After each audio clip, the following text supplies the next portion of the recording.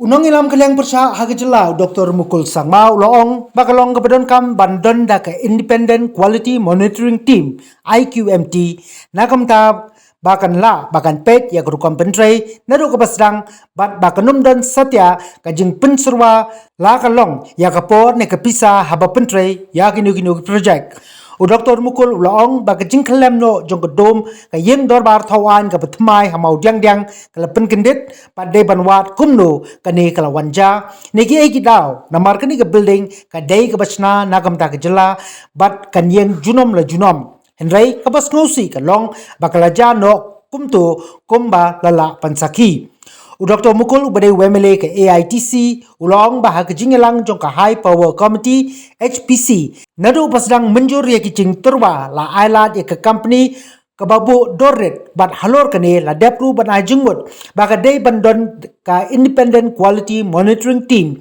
knang baka kam kan long ka payat bet yaranti batru baka numdon kibala ban le ye ki kam bam hok susu long ba imat ha ka bay day baka jingte yakni ka yeng dorbar thawan ka patmai om shim labut satya ye ki kendon ka CBC namar katkum gani ki sarkar jylla kenla ban pentikna baka numdan satya kanu ke jingle bam hok ya ka kam ulong bahalo kani ki jingja jong ke jingklem jong ke dom dei ban tokit de ki breu ki balong lai lut bat badei ban wat pnya bat pinchisha ya kani ke jingklem ka dei namar ke jingbakla ha ke design ne ha ke rukom pentrai ya kani ke yeng namar yamanta amla ban chu penkut ba kandai nagani ne katai ga daw ndai Donkam ban pinchisha bha shuwa ban poi shakabakut an inquiry into verifying whether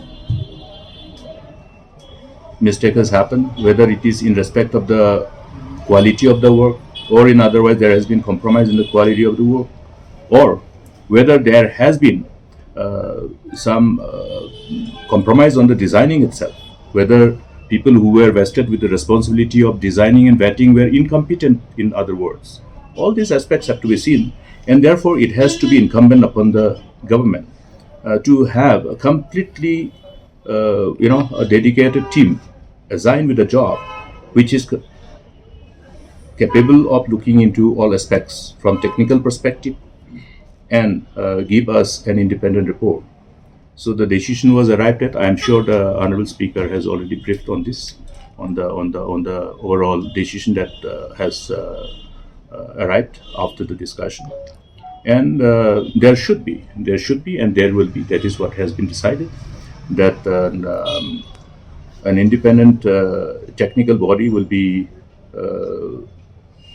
engaged for the purpose of going into details to verify as to what is the cause, and then give the report, based on which further course of action will follow inconsistent with the provision of the law. Now, if you recollect, when the high-powered committee decided to approve the proposal of the technical team and to go ahead with the work, the high-powered committee, while agreeing for the proposal and to allow the lowest bidder to be shortlisted for award of the contract, there has been a discussion wherein we have appropriately articulated that there should be simultaneous independent quality monitoring team to ensure that there is no attempt or no chances of resorting to any compromise on quality. And this is inconsistent with our belief that when the work is on a real-time basis, there must be a quality monitoring and quality check put in place. Otherwise, there will be no deterrence. And keeping in mind the vulnerability of people who will be probably, I must say, officials and then people who are vested with the responsibility of monitoring the work, whether they are vulnerable to any manipulation. All these things are required to be understood, and therefore a system which itself is capable of deterring is needed. But however, this part seems to have been missing. If you recollect, on the day when after the High Power Committee met, I have also shared with the media that we have put in place the felt need of ensuring that there should be an independent quality monitoring team who should be able to, as the work progresses, will be able to really monitor the work both in terms of progress, so there is no scope for time overrun and therefore cost escalation, and at the same time ensuring that the quality of the work is ensured as per the benchmark incorporated in the DPR. Now that this something which should have happened has happened. The law of the land should be really followed. I have suggested that the transparency that is required, even in the process of this investigation and quality auditing, will have to be done properly. There are already set guidelines. The CBC guidelines are there.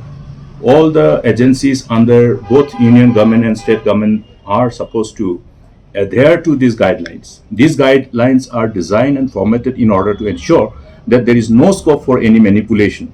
Manipulation in respect of even incorporating any faulty clause which will give a disadvantage to the government, and at the end of the day will allow the builders to exploit those clauses at the cost of the state's interests. Therefore, even when we proceed further now, there has to be transparency, and all the procedure that is required to be adopted by PWD building has to be in conformity with the CBC guidelines. See, when we talk about the overall binding responsibility of any implementing department to follow transparency and CBC guidelines, it includes the need to follow a process which is considered transparent and in conformity with the CBC guidelines from the day one they embark upon implementation of the program. Now, as they started initiating the implementation, the department has gone ahead with appointment of design and consultants, architectural consultants. Now, what are those procedures, whether the CBC guidelines have been followed or not? Because here the question is whether there was a problem with the design or whether in the quality of the work. We cannot jump into conclusion unless we have the report before us, which should be an outcome of the appropriate technical assessment to verify as to what has gone wrong. Okay. Now, here I'm afraid because it's very complex. It's very complex. You also will have to look at. That's why I'm talking about CBC guidelines. You must be able to determine the credentials of the people whom you are employing. Credentials pertaining to how they have performed in the past. Whether there is an indication of them having been involved in any kind of compromise, or at the same time where they were found to be wanting in fulfilling the requirement as professionals once employed by any authority, any government across the nation. Now here a matter of concern, because we wanted to know who was the designer and consultant in respect of this work, because here after this mishap, the firm which has been entrusted with the design, structural design, architectural design, and also the company or the firm, number one, the principal firm who has been awarded the contract, and any other firm who has been awarded the subcontract. Now the respondents have to be the principal contractor who has been awarded the work, number one. And another part is the consultant who have been, as today we were told, appointed as the consultant for all design and structural design, etc., etc.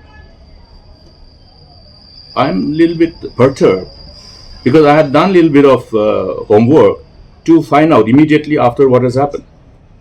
And today, as I wanted to confirm as to who are the consultants who were appointed. Now, that's why the issue of following the CBC guidelines, because there are clauses which indicates that any participant in the bid will have to have certain self-declaration about any instant of criminal cases pending against them. Now, therefore, it will be incumbent upon all of us, including the government, to also look at this angle and why, if it has happened, why it has happened, since it has happened. Inputs which is available with me. This is pertaining to a letter written by the CBI and the Anti-Corruption Wing, issued on the 17th of April 2018, which is self-explanatory, where certain award of capital works, consultancy, sanction of funds without authority, failure to follow the transparency requirements and the CBC guidelines in awarding the contract for architectural consultancy and construction works by one of the organizations, Government of India, was under the scrutiny for irregularities and alleged instances of corruption in the process. Now, in this work, the associated firms which were provided with architectural consultancy and construction work also involves one of the firms called MS Design and Associates, Noida. Okay.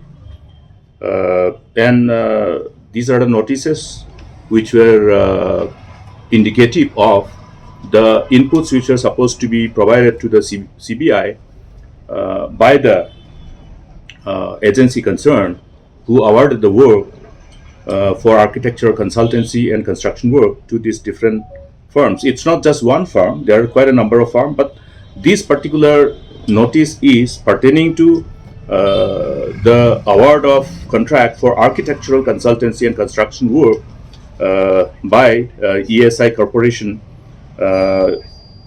for certain works, as I've said, and this pertains to the work awarded to Design Associates Noida and also some other firms, including